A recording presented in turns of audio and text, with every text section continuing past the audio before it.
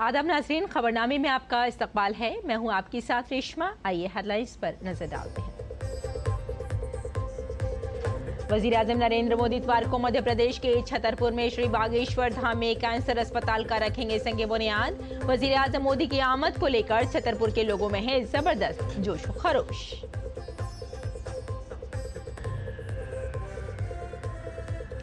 मरकजी हुकूमत और किसान तंजीमों के दरमियान आज हो रही है चंडीगढ़ में छठी मीटिंग। मरकजी वजीर ज़राअत शिवराज सिंह चौहान और प्रहलाद जोशी कर रहे हैं शिरकत। मरकजी वजीर ज़राअत ने कहा, मोदी हुकूमत किसानों की तरक्की के लिए है पुरअज़्म।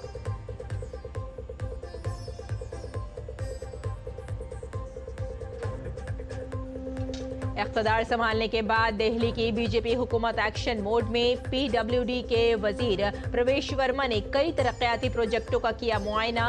वजीर सेहत पंकज कुमार सिंह ने भी राव तुलाराम अस्पताल का किया दौरा।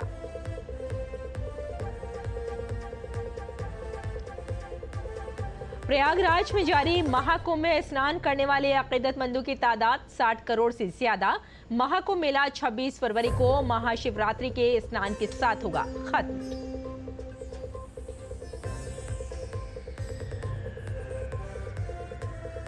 गजा में जंगबंदी मुज़ाकरात का दूसरा मरहला जल्द होगा शुरू। गजा में कैद 6 से 2 फलस्तीनियों के बदले 6 इसराइली कैदियों को किया जा रहा है रिहा। इसराइली यरगमालियों की रिहाई।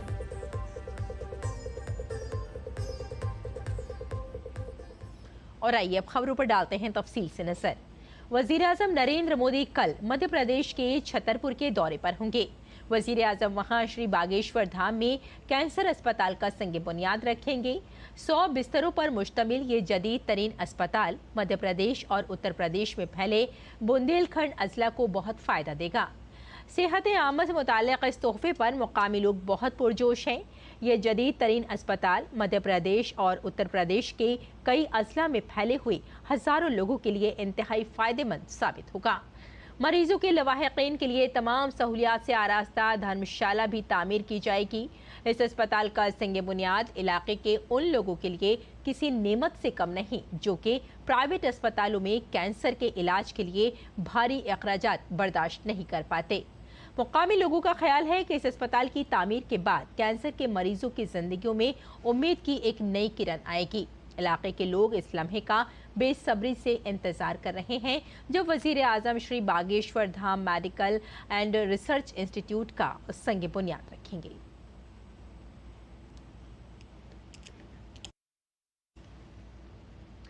वजीर आजम नरेंद्र मोदी 23 फरवरी को बागेश्वर धाम में कैंसर अस्पताल का संग बुनियाद रखने की तकरीब में शामिल होंगे। मध्य प्रदेश और उत्तर प्रदेश समेत पूरे बुंदेलखंड खित्ते के लोगों को कैंसर अस्पताल से फायदा होगा। इस सिलसिले में डीडी न्यूज के नुमाइंदे अजीत द्विवेदी ने बागेश्वर धाम पीठ धनेश्वर पंडित धीरेन्द्र कृष्ण शास्त्री से एक खास बातचीत की। प्रधानमंत्री नरेंद्र मोदी रविवार को बागेश्वर धाम आ रहे हैं, जहां पर कि वो कैंसर अस्पताल के आधारशिला के कार्यक्रम में शामिल होंगे। साथ ही विशाल जनसमूह को भी संबोधित करेंगे। हमारे साथ बात करने के लिए बागेश्वर धाम के पीठाधीश्वर पंडित धीरेन्द्र कृष्ण शास्त्री जी हैं। महाराज जी, प्रधानमंत्री जी आना कितना बड़ा समय है, कितना महत्वपूर्ण समय है बुंदेलखंड के लिए? पूरे बुंदेलखंड के लिए उपहार है, सबसे बड़ा वरदान है, क्योंकि ये लगभग 10-12 जिले यूपी के, 7-8 जिले मध्य प्रदेश के ऐसे हैं जो निराश्रित हैं, पलायनवाद यहाँ ज़्यादा है, आर्थिक हीनता बहुत ज़्यादा है, जिस कारण से कई बार बहुत समय पर उपचार न मिलने के कारण कई मरीजों को जान के साथ हाथ धोना पड़ता है, जो इस बुंदेलखंड के लिए कई बार हमें ऐसा लगने लगता कि श्राप है। तो हमें लगा कि अभी तक अस्पतालों में मंदिर थे, अब मंदिरों में अस्पताल होने चाहिए। और बागेश्वर बालाजी के इस मठ से एक नूतन नवाचार हो रहा और पूरे विश्व के सबसे लोकप्रिय नेता यशस्वी माननीय प्रधानमंत्री जी 23 फरवरी को बालाजी का पूजन करके, दर्शन करके और शिलान्यास करेंगे, तो निश्चित रूप से पूरे विश्व में एक नवाचार परंपरा का प्रारंभ होगा, एक नव युग का प्रारंभ होगा। अब बागेश्वर धाम से भोजन भी मिलेगा, जीवन भी मिलेगा और भजन भी मिलेगा। अगर संकल्पना की बात की जाए तो कहाँ से आपको ये कल्पना आई, संकल्पना ली, और आपने और सिर्फ कैंसर अस्पताल की ही क्यों आपने यहाँ पर स्थापना के मन में आया आपके?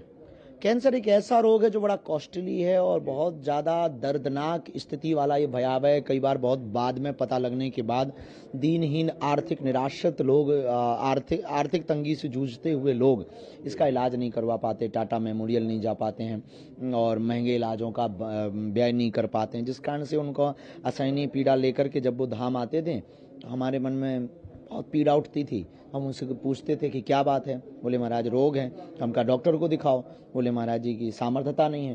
तो हमने कहा हमारे पास क्यों आए, बोले हमने सुना यहाँ बालाजी कृपा कर देते हैं। तब हमारे मन में ये भाव आया कि जो हमारे हनुमान जी ने किया वो हम भी करें। हनुमान जी ने भी यही किया, लाय संजीवनी लखन जयाई श्री रघुवीर हरष उर लाए। अस्पताल में किस तरह की व्यवस्थाएं होंगी, कितना बड़ा अस्पताल होगा और क्या क्या सुविधाएं यहाँ पर बुंदेलखंड के लोगों को मिल पाएंगे? 23 फरवरी को जब ये ऐतिहासिक क्षण पूरे विश्व देश के लिए होगा, उसके ठीक बाद में लगभग 2.5 से 3 वर्ष के अंतर्गत 100 बेड का प्रथम चरण में करेंगे। इसे लगभग 300 से 400 बेड तक ले जाने का विजन और मिशन है। मेडिकल कॉलेज बनाने का हमारा विजन मिशन है। हाईटेक होगा, स्पिरिचुअल होगा, and medical science institute of research centre होगा, ताकि यहाँ पर नए नए बीमारियों से ग्रसित लोगों का रिसर्च भी कराया जा सके। अभी हम बात कर रहे थे पंडित धीरेन्द्र शास्त्री जी से, जो कि कह रहे हैं कि प्रधानमंत्री जब यहाँ पर आएंगे तो बहुत बड़ी बात होगी, खासतौर पर बुंदेलखंड के लिए, यहाँ के लोगों के लिए, क्योंकि स्वास्थ्य के क्षेत्र में एक मील का पत्थर ये अस्पताल साबित होगा और इसकी जो शिलान्यास है, इसका शिलान्यास है वो प्रधानमंत्री नरेंद्र मोदी रविवार को रखने जा रहे हैं। कैमरामैन राधे कृष्ण के साथ अजीत द्विवेदी, बागेश्वर धाम, छतरपुर। आगे बढ़ते हैं। वजीर आजम नरेंद्र मोदी अगले महीने मॉरिशस का दौरा करेंगे। मॉरिशस 12 मार्च को अपनी आज़ादी की 57वीं सालगिरह मनाने वाला है। वजीर आजम नरेंद्र मोदी इस तकरीब में बतौर मेहमान खुसूसी शिरकत करेंगे। मॉरिशस की वजीर आजम नवीन राम गुलाम ने इस तकरीब के लिए पीएम मोदी को मदऊ किया है। जब नरेंद्र मोदी ने इस पर इत्तेफाक किया तो मॉरिशस के पीएम ने खुद अपने पार्लियामेंट में इसकी जानकारी दी। उन्होंने मॉरिशस की पार्लियामेंट को बताया कि इस साल भारतीय वजीर आजम नरेंद्र मोदी मॉरिशस के कौमी दिन की तकरीबात में मेहमान खुसूसी होंगे और ये हमारे मुल्क के लिए खुशकिस्मती की बात है।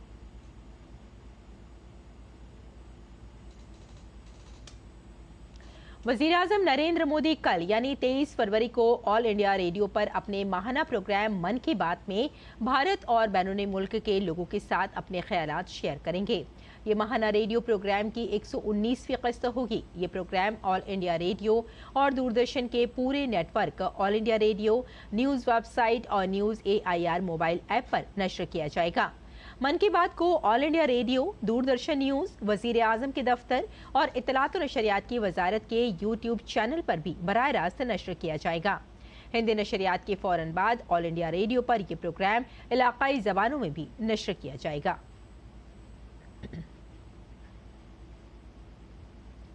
और दिल्ली की वजीर आला रेखा गुप्ता ने वजीर आजम नरेंद्र मोदी से उनकी रिहाइशगाह पर मुलाकात की और उनसे दुआएं ली। दिल्ली में इख्तिदार संभालने के बाद वजीर आला और काबीना के वज़रा मुसलसल सरगर्म हो गए हैं और अपनी अपनी जिम्मेदारियों को निभाने में मसरूफ हैं।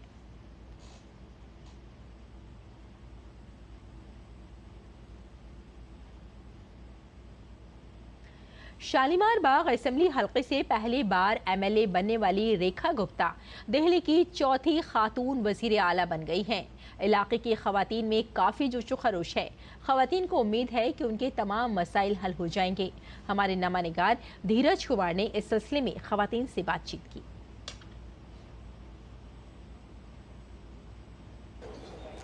शालीमार बाग विधानसभा क्षेत्र से विधायक बनकर रेखा गुप्ता दिल्ली के मुख्यमंत्री बनी हैं और हमारे साथ अभी शालीमार बाग विधानसभा क्षेत्र की ये महिलाएं हैं जिनसे हम जानने की कोशिश करेंगे कि रेखा गुप्ता जी से उनका क्या एक्सपेक्टेशन है, क्या चाहती हैं, कैसे हो दिल्ली का विकास। रेखा जी जीत के आई हैं तो बहुत खुशी है, हमें महिलाओं को बहुत खुशी है। वो जीते हैं दिल्ली से, शालीमार से। हमारी तो लोकल हम सब जानते हैं, मतलब मैं अलग जगह पर, ये सब कॉमन है यहाँ के और सब मिलते हैं रोज। आई थिंक नॉन फेस है यहाँ पे, बहुत एक्टिव है बचपन से ही RSS में। DU से पढ़ी है, DU यू नो कितना फेमस है, कितना प्रेस्टिजियस एक कॉलेज है। तो और ज़मीन से जो उठती है महिला, उसको रिकग्निशन मिल जाए तो महिलाओं के लिए तो यही recognition is the main thing for housewife I guess. Delhi की चौथी महिला मुख्यमंत्री है, क्या आपको लगता है कि महिलाएं अपने आप को सेफ महसूस कर पाएंगी? बिल्कुल। देखिए, मैं सबसे पहले तो मैं ये बता देना चाहती हूँ कि हमारी जितनी भी महिलाएं हैं, हम शालीमार बाग विधानसभा से ही हैं और बहुत ही गर्व फील कर रहे हैं। हम सभी इतरा रहे हैं कि हमारी विधानसभा से ही जो मुख्यमंत्री हैं वो रेखा गुप्ता जी हैं। दूसरा, मैं आपको ये बता देना चाहती हूँ कि रेखा गुप्ता की आने के बाद दिल्ली के अंदर महिलाएं हमेशा से, जितना पहले शायद कभी नहीं हुआ, इतना सुरक्षित फील करेंगी। रात हो या दिन हो, किसी भी वक्त महिलाओं को निकलने से कोई डर नहीं होगा। एक जो सवाल उठ रहा है कि 2500 रुपये नहीं दिए, 2500 रुपये नहीं दिए, खास करके आम आदमी पार्टी ये सवाल उठा रही है, आपको इसके ऊपर क्या कहना है? मैं यही कहना चाहूँगी, 2500 रुपये की आज के दिन हम जैसे लोगों को, मीडियम पेशर को हमें जरूरत नहीं है, लेकिन हाँ जो गरीब तबका है, जो कि मतलब बिलो पावर लाइन है, उनको इसकी ज़रूरत है, तो उन तक ये पहुँचेगा। और हमें पूरा विश्वास है कि जो उन्होंने कहा है कि 8 मार्च को हम पहली किस्त रिलीज़ करेंगे, तो वो उन तक ज़रूर पहुँचेगा। और बस इसके लिए ज़रूरत ये है कि भाई उनको ढूंढा जाए, उनको एनरोल कराया जाए। 2500 से भी ज़्यादा दिल्ली की महिलाओं को सुरक्षा की ज़रूरत है।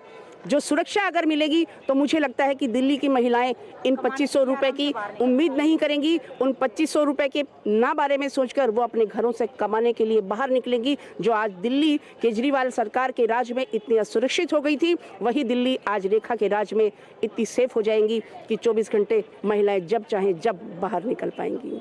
एक जो सवाल है, सबसे बड़ा सवाल है दिल्ली की जनता के लिए कि यमुना हमारी आस्था का केंद्र है, प्रतिबिंब है, ठीक है।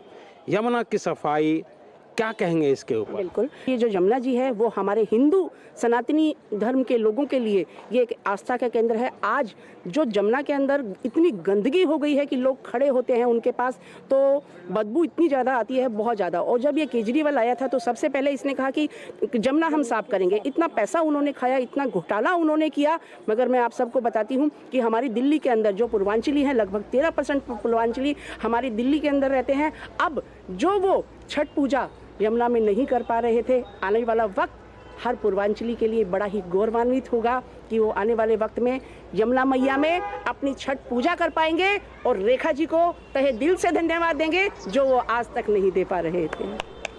कैमरामैन सुनील राणा के साथ धीरज कुमार, DD न्यूज़, शालीमार। रेखा गुप्ता जिंदाबाद, रेखा गुप्ता जिंदाबाद, रेखा गुप्ता जिंदाबाद, रेखा गुप्ता जिंदाबाद।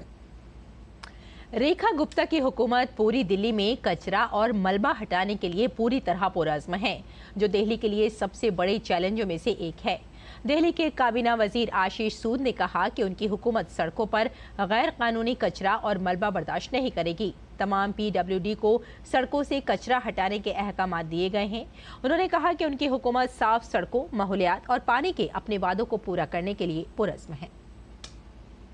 PWD सड़कों पर जिस प्रकार से नगर निगम की अव्यवस्था, उसके भ्रष्टाचार के कारण कूड़ा और मलबा है, उसका निदान होना चाहिए। आज पूरी सरकार सड़कों पर है। मैं भी पश्चिमी दिल्ली की मुख्य मार्ग, जो आने जाने का मुख्य मार्ग है, वहां से होकर आया हूं।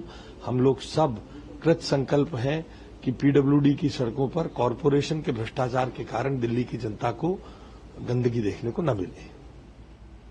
दिल्ली हुकूमत मुसलसल काम कर रही है। दिल्ली के PWD के वजीर प्रवेश वर्मा ने बारापोला रोड पर PWD प्रोजेक्टों का मुआयना किया। उन्होंने कहा कि महकमा जंगलात की अदायगी और मंजूरी के हवाले से जो भी मसला है उसे जल्द ही दूर करेंगे, जिसके बाद अगले 12 महीने में ये रोड चालू हो जाएगा।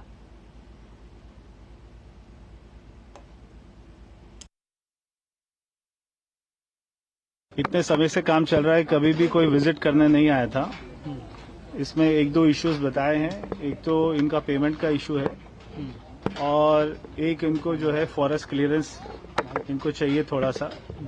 तो ये दोनों इशू को हम इनको जल्दी से जल्दी रिजॉल्व करेंगे और इन्होंने कहा है ये दोनों इशू रिजॉल्व होते ही हम ये 12 महीने में पूरा रोड को चालू कर देंगे। तो हमें इसका कोई भी कॉस्ट ना बढ़े, जल्दी से जल्दी ये समय से सारे काम खत्म हो, इसलिए जायजा करने आए थे। क्या यहाँ पे कमियां हैं वो देखने आए थे। मरकजी वजीर ज़राअत और किसानों की बहबूद के वजीर शिवराज सिंह चौहान ने नई दिल्ली में पूसा कृषि विज्ञान मेला 2025 का इफ्तिताह किया। उन्होंने कहा कि ज़राई तरक्की के लिए किसानों का साइंस से जुड़ना ज़रूरी है। ज़राअत और किसानों की बहबूद के वजीर ने कहा कि हमारे साइंसदान नए बीज तैयार करने में मसरूफ़ हैं। हमारा मकसद फसलों की पैदावार में इजाफा करना है। उन्होंने कहा कि गंदम की पैदावार बढ़ाने की गुंजाइश मौजूद है। आज बीज खरीदने के लिए किसानों की कतार लगी हुई है। आज अच्छे बीजों की ज़रूरत है और ICAR इस ज़रूरत को पूरा कर रहा है। ज़राअत और किसानों की बहबूद के वजीर ने यह भी कहा कि मुल्क भर में 17 मकामात पर ज़रई मेलों का इनेकाद किया जा रहा है। मरकजी वजीर ज़राअत शिवराज सिंह चौहान ने खुद को किसानों का खादिम बताते हुए कहा कि PM मोदी की क़यादत में ज़रई शोबे की तरक्की के लिए बेमिसाल इक़दाम किए गए हैं। प्रधानमंत्री श्रीमान नरेंद्र मोदी जी के नेतृत्व में विकसित भारत बनाने का अभियान चल रहा है, लेकिन विकसित भारत प्रधानमंत्री जी का भी कहना है बिना खेती किसानी और किसानों के नहीं बन सकता। आज भी कृषि भारतीय अर्थव्यवस्था की रीढ़ है, प्राण है, और खेती की आत्मा किसान है।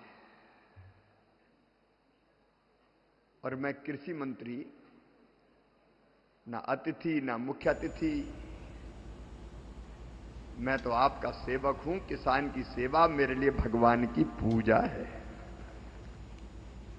दिल्ली में बीजेपी की हुकूमत बनते ही पहली काबीना में आयुष्मान योजना नाफिज कर दी गई है। दिल्ली हुकूमत के इस फैसले से लोगों में काफ़ी जोशो खरोश देखा जा रहा है। ख़ास तौर पर 70 साल के बुजुर्गों ने आयुष्मान योजना के नाफिज होने पर वज़ीर आज़म और दिल्ली की वज़ीर आला का शुक्रिया अदा किया। इस योजना के तहत 5 लाख रुपए तक का मुफ्त इलाज हो सकेगा। दिल्ली हुकूमत ने अपनी पहली काबीना में इस आयुष्मान योजना को नाफिज करने का फैसला किया था।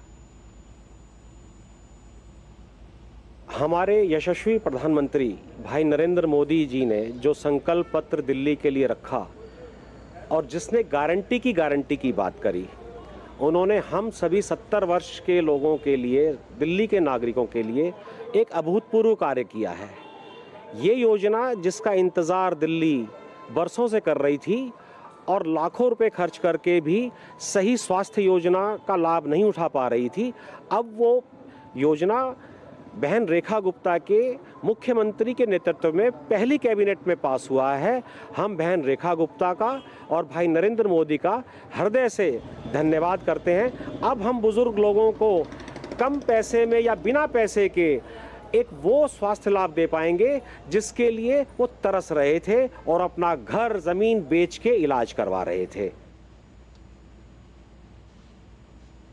जो आयुष्मान योजना लागू हुई है, ये हम सब के लिए, खासकर 70 साल और 70 साल प्लस के लिए बड़ी सुविधाजनक है। बच्चे भी खूब पैसा कमा रहे हैं, सेवा करने के लिए भी तैयार हैं।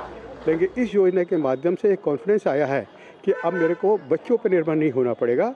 और आज हमारी दिल्ली सरकार भाई मोदी जी हम सब बुड्ढों को, सीनियर सिटीजनों को बड़ा ध्यान रखने के लिए तैयार है। बहुत ही अच्छा निर्णय है प्रधानमंत्री जी का और हमारी कैबिनेट दिल्ली सरकार का, क्योंकि सीनियर सिटीजन को कहीं भी कोई इंश्योरेंस प्रीमियम पॉलिसी है ही नहीं। अगर पॉलिसी है तो प्रीमियम इतना है कि 10 लाख की पॉलिसी लेंगे, उसमें 5 लाख तो प्रीमियम ही चला जाता है 2-3 साल में, वो तो है ही नहीं, बराबर है। तो अब सीनियर सिटीजन को कम से कम सुविधा मिल जाएगी। ये बहुत अच्छा निर्णय है हमारी कैबिनेट का, दिल्ली सरकार का जी, क्योंकि पहली सरकार केजरीवाल की और इसकी अतिशी की रही है, उन्होंने इस योजना को लागू नहीं किया है। हम बधाई देना चाहेंगे प्राइम मिनिस्टर जी को और उसके मोदी जी को। उसके बाद हम अपनी ये जो मुख्यमंत्री रेखा गुप्ता जी को, और उससे हमें ये फ़ायदा है कि हम लोगों को जो है इसमें बेनिफिट ये मिलेगा कि हम लोगों को जो पहले कठिनाई होती थी, हॉस्पिटल में जाते थे, हम लोगों का इलाज नहीं होता था, उस इलाज को करने में हमें सुविधा मिलेगी। मरकजी वजीर तालीम धर्मेंद्र प्रधान ने दिल्ली यूनिवर्सिटी के 101वें सालाना कन्वोकेशन में शिरकत की। इस दौरान उन्होंने तलबा को डिग्री और गोल्ड मेडल से नवाजा। तकरीब से खिताब करते हुए वजीर तालीम ने कहा कि 75 ममालिक के तलबा यहाँ पढ़ते हैं। आने वाले वक्त में दिल्ली को तालीम का मरकज बनाना है। उन्होंने कहा कि भारत की 60% आबादी नौजवानों की है। नौजवानों को 2047 तक विकसित भारत के वजीर आजम के अज़्म को पूरा करने के लिए आगे आना चाहिए।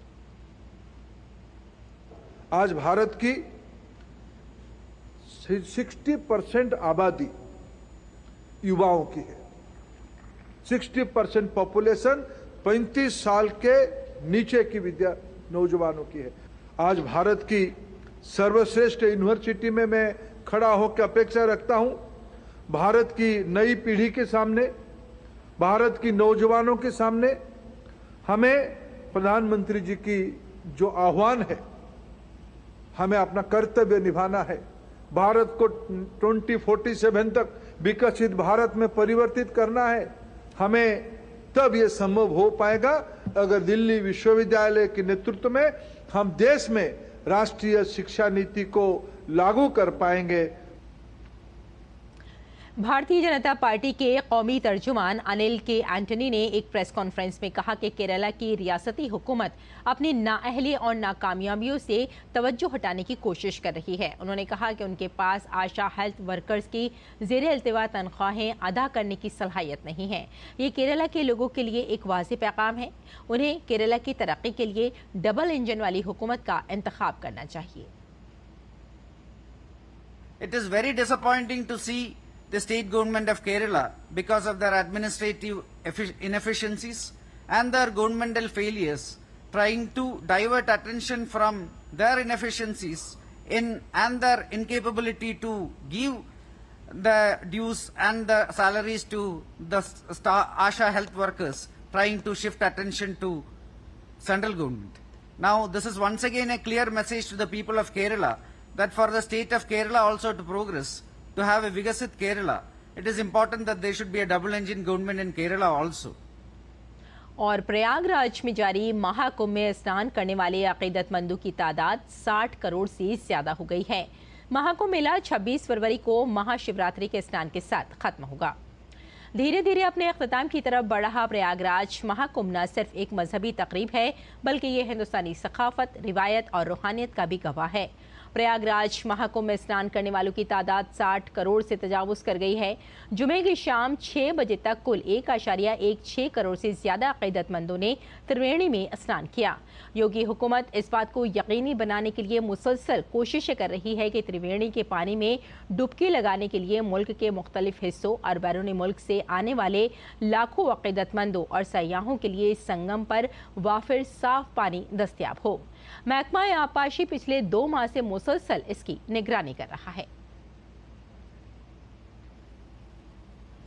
वक्फ इमलाक पर हंगामा आराई के दरमियान अलीगढ़ में एक और बड़ा इंकशाफ हुआ है। अलीगढ़ के बहुत से गुंजान आबादी वाले हिंदू इलाके वक्फ इमलाक के रिकॉर्ड में कब्रिस्तान के तौर पर दर्ज पाए गए।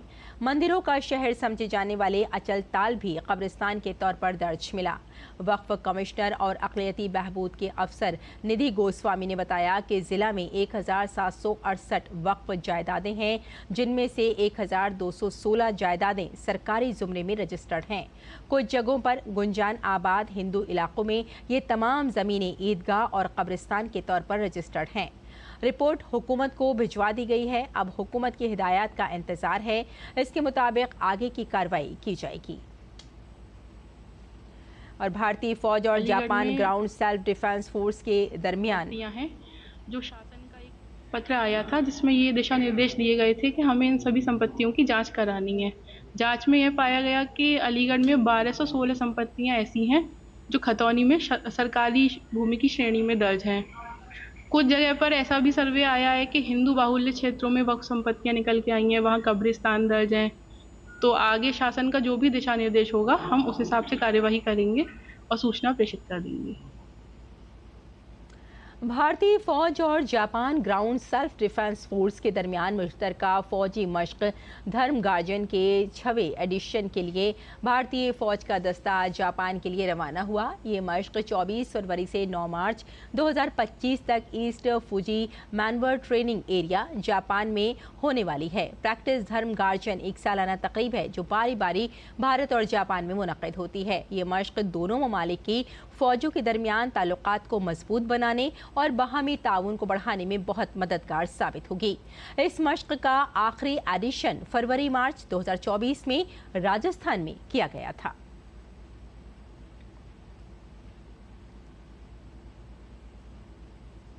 आलमी पायदार तरक्की समिट का 24वां एडिशन नई दिल्ली में 5 से 7 मार्च तक मुनक्किद होगा। एनर्जी एंड रिसोर्सेज इंस्टीट्यूट के ज़ेर एहतमाम ये पायदार तरक्की और आबो हवा से मुताल्लिक़ हल को आगे बढ़ाने के लिए एक सरकर्दा आलमी प्लेटफॉर्म है जो ग्लोबल साउथ में मुनक्किद होने वाली पायदार तरक्की और माहौलियात पर वाहिद आज़ाद बैनुल-अक़वामी सरबराही इजलास के तौर पर पायदार तरक्की और मौसमियाती हल को तेज़ करने के लिए शिराकत दारी के मौजू पर तवज्जो मरकूज़ करेगा। कॉन्फ्रेंस के बारे में हमारे नामानिगार अजीत द्विवेदी से खुसूसी तौर पर बात करते हुए टेरी के डायरेक्टर विभा धवन ने कहा कि कॉन्फ्रेंस आबो हवा की कार्रवाई को तेज करने, शिराकत को मजबूत बनाने, इख्तरा को फरोग देने और पायदार और लचकदार मुस्तकबिल के लिए हल पेश करने पर तवज्जो मरकूज करेगी।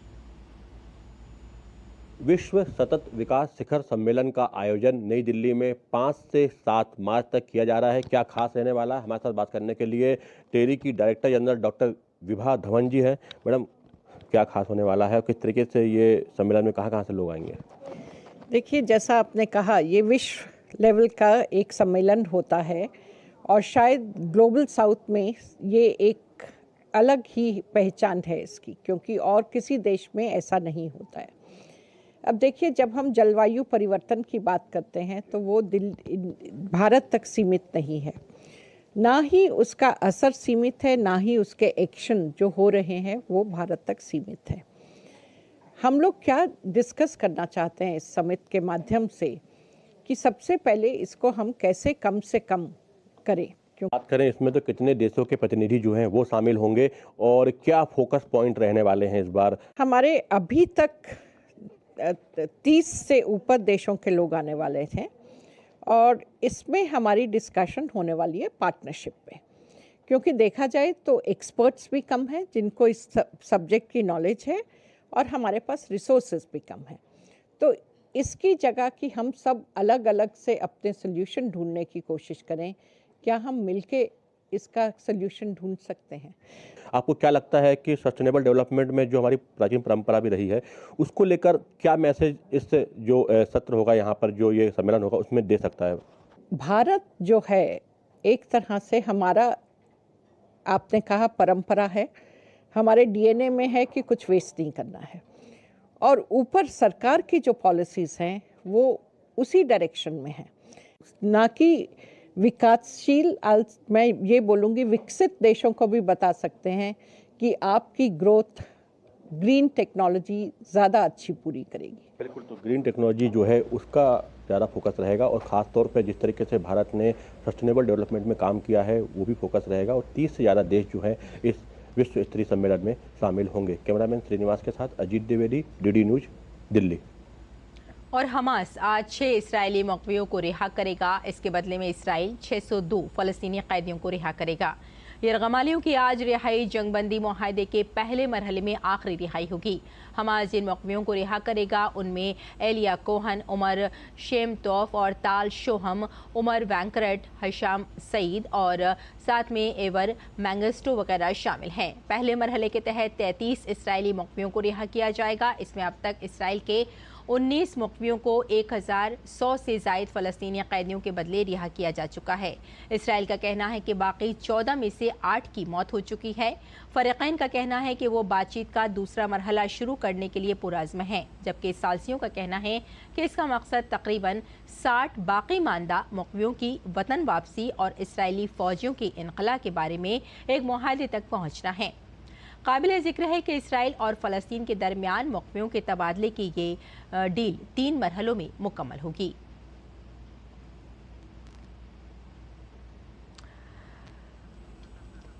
तो फिलहाल इस बुलेटिन में इतना ही, इजाज़त दें, आदाब।